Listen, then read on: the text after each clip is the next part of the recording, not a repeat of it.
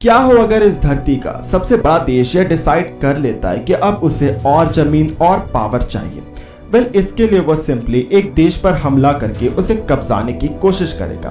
पर किस देश को रूस सबसे पहले कब्जाएगा, कैसे वह अटैक करेगा और रशियंस के पास सबसे खतरनाक हथियार कौन सा है, यह क्रिस्पी एंटरटेनमेंट और आप जानेंगे कि रशिया वर्ल्ड वॉर 3 कर दे तो क्या होगा। धरती के अराउंड 13% पार्ट पर रशिया का कब्जा है और अब उसकी आंखें उसके पुराने अंग और यूरोप के एक नेशन यूक्रेन पर है। आज दोनों के बीच युद्ध चल रहा है, पर इससे पहले भी इन दोनों के बीच कॉन्फ्लिक्ट्स हो चुके हैं। 2014 में रशिया ने यूक्रेन के क्रीमिया पर कब्जा जमा लिया था और ईस्टर्न यूक्रेन में अलगाववादियों को रूस का समर्थन मिला है। रशिया की एक ही डिमांड थी कि यूक्रेन नाटो को ज्वाइन करने की कोशिश बिल्कुल भी ना करे, क्योंकि रशिया की सुरक्षा इससे खतरे में आ सकती है। इसलिए रशिया ऐसे दादागिरी कर रहा है कि बड़े बड़े देश की भी हिम्मत नहीं हो रही कि वह रशिया पर अटैक कर सके। पर पहले आप यह जानना चाहोगे कि नाटो एक्चुअल में है क्या, जो कि इस युद्ध की पूरी जड़ है। नाटो है नॉर्थ अटलांटिक ट्रीटी ऑर्गेनाइजेशन। इसमें फिलहाल 30 मेंबर्स हैं, जिसमें कि यूएसए, यूके, कनाडा जैसे पावरफुल देश भी शामिल हैं। इनका काम मेंबर देशों में शांति बनाए रखना होता है और यह श्योर करना होता है कि कोई भी दुश्मन देश नाटो के मेंबर्स कंट्री पर हमला न कर दे। इनकी यह फिलॉसफी भी है कि अगर किसी एक भी नाटो देश की कंट्री पर हमला होता है तो यह हमला सारे नाटो के कंट्रीज पर माना जाएगा और नाटो के सारे देश मिलकर उस दुश्मन देश पर हमला करने के लिए साथ आ जाएंगे। यूक्रेन ने नाटो ज्वाइन करने का एक बड़ा इंटरेस्ट दिखाया था। उसके बाद से यूक्रेन व्लादिमीर पुतिन की नजरों में आ गया। उसके बाद उसके साथ यह भी खबर आई थी कि नाटो सीक्रेटली यूक्रेन के फोर्सेस को ट्रेन कर रहा है और साथ ही उसे कुछ वेपन्स और मिलिट्री सप्लाईज भी दे रहा है, जिससे कि नाटो यूक्रेन को रशिया के अगेंस्ट खड़ा कर सके। इस कारण रूस ने यूक्रेन और नाटो के सपनों में पानी फेर दिया और यूक्रेन पर अटैक कर दिया।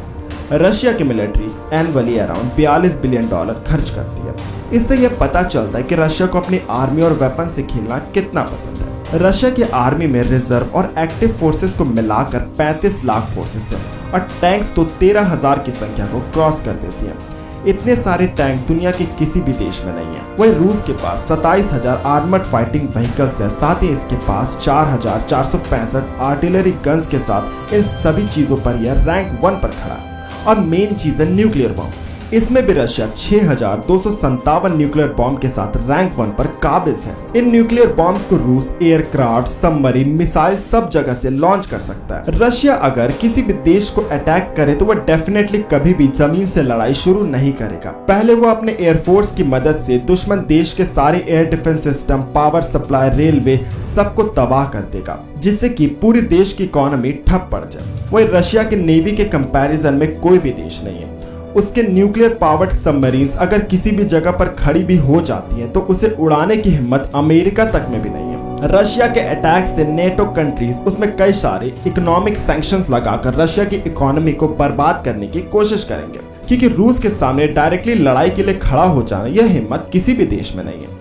जहां एक तरफ नाटो है, रशिया का भी एक अलाय है जो कि सोवियत एरा में फॉर्म हुआ था। Russia collective security treaty organisation, जिसे CSTO कहा जाता है, यह उसका हिस्सा है। इसमें 6 मेंबर्स हैं जो कि खुद एक टाइम सोवियत यूनियन के मेंबर्स थे।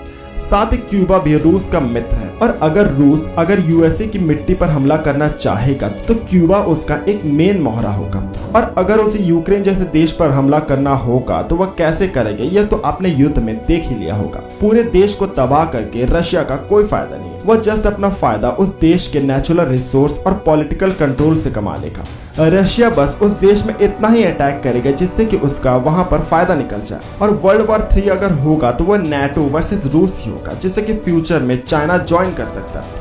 पर उसे इस युद्ध में कोई फायदा नहीं होगा और नाटो के देश भी ज्यादातर इस युद्ध में नहीं आएंगे, क्योंकि रूस बेकार में खतरा मोलने के लिए नाटो कंट्रीज पर अटैक भी नहीं करेगा और नाटो के देश भी उतने गधे नहीं है कि वो रूस जैसे देश पर हमला कर सके। कौन ही देश यह चाहेगा कि 6,000 से भी ज्यादा न्यूक्लियर बम उसके देश में फूट जाए। वही रूस के पास तेल और नेचुरल गैस का बहुत बड़ा भंडार है और यूरोप में ज्यादातर नेचुरल गैस रूस ही सप्लाई करता है। और रूस के इसी खौफ के कारण अभी तक यूक्रेन की तरफ से कोई भी देश लड़ने नहीं आया। इवन यूक्रेन धूल में भी मिट जाएगा तो रूस से लड़ने कोई नहीं आएगा। उम्मीद करता हूँ आज का वीडियो आपको पसंद आएगा। वीडियो पसंद आए तो इस वीडियो को लाइक कीजिए, हमारे पेज को फॉलो कीजिए और इस वीडियो को शेयर करना ना भूलेगा। धन्यवाद।